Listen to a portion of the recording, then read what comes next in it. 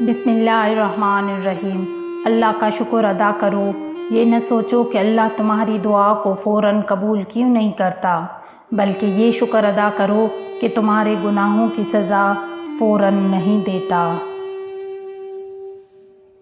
اللہ تعالیٰ کا فرمان ہے، اور جب ہم انسان پر انعام کرتے ہیں تو وہ منہ پھیر لیتا ہے اور کنارہ کش ہو جاتا ہے، اور جب اسے مصیبت پڑتی ہے تو بڑی لمبی چوڑی دعائیں کرنے والا بن جاتا ہے۔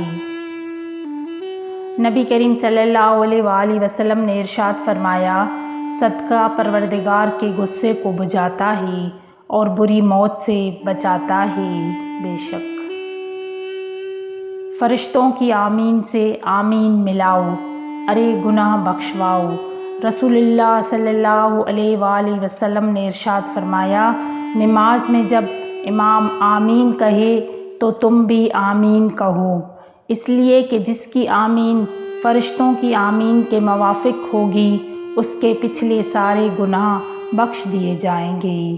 نماز ہر اس انسان کے لیے تحفہ ہے جو اللہ سے محبت کرتا ہے۔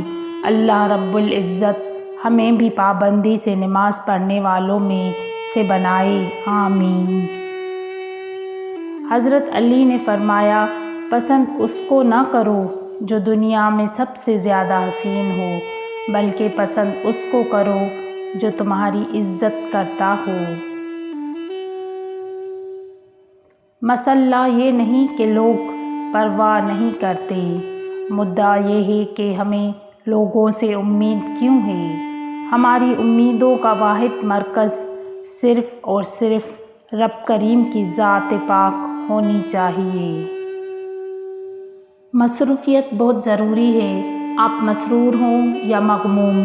تکلیف اور درد سے بچنے کا واحد طریقہ یہ ہے کہ آپ کو کبھی فارغ نہیں رہنا چاہیے۔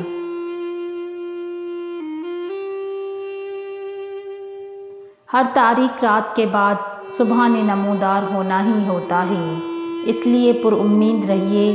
اللہ رب العزت کو پر امید لوگ بہت پسند ہیں۔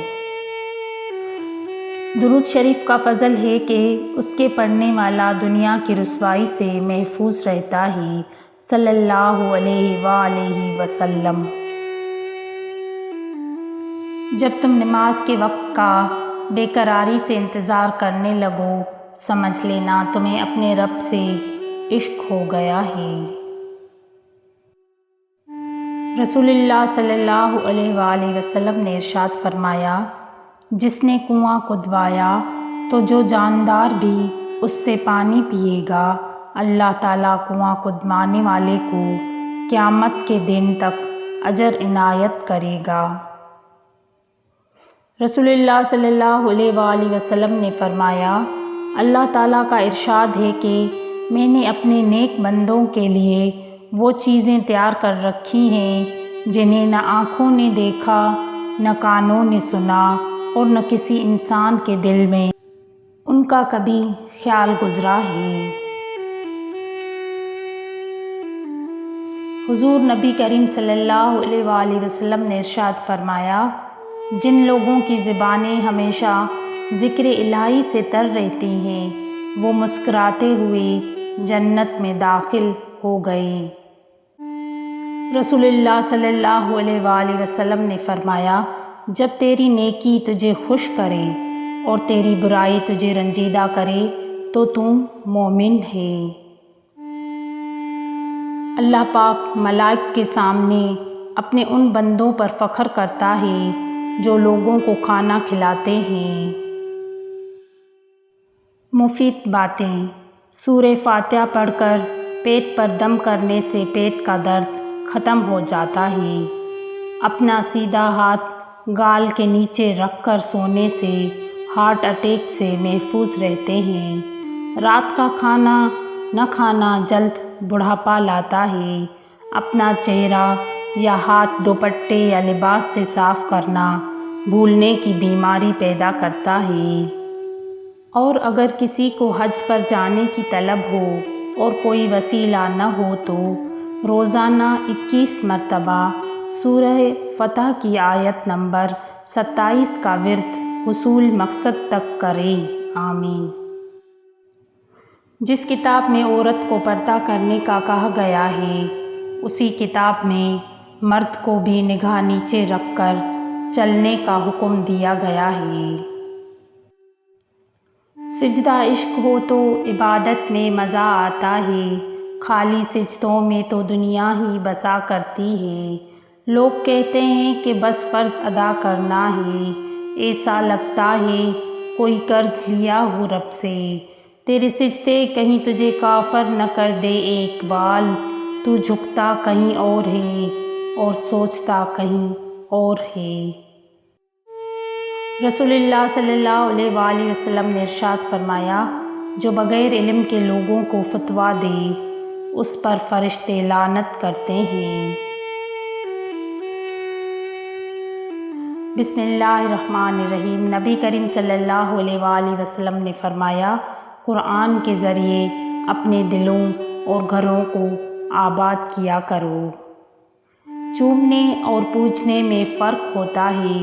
رسول اللہ صلی اللہ علیہ وآلہ وسلم نے اللہ کے گھر سے 360 بتوں کو نکال پھینکا جو پوجے جاتے تھے، اور ایک پتھر کو جما دیا جو چوما جاتا ہے۔ رسول اللہ صلی اللہ علیہ وآلہ وسلم نے فرمایا، اپنے مسلمان بھائی کی مصیبت پر خوشی کا اظہار نہ کرو، ورنہ اللہ تعالیٰ اس پر رحم کرے گا اور تمہیں اس میں مبتلا کرے گا۔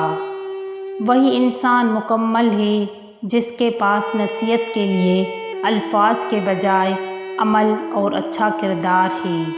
اچھا بولو، اچھا سوچو، کیونکہ بدگمانی اور بد زبانی دو ایسے عیب ہیں جو انسان کے ہر کمال کو زوال میں بدل دیتے ہیں۔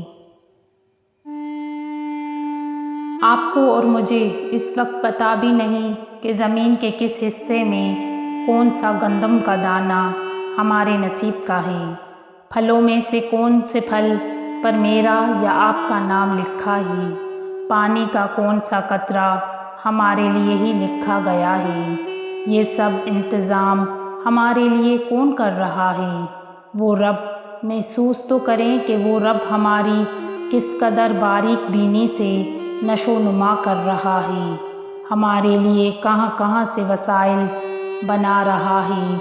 تو وہ جو اتنی نگہبانی کر رہا ہے، وہ ہماری دعائیں قبول نہیں کرے گا، ہمیں بے سکون چھوڑ دے گا؟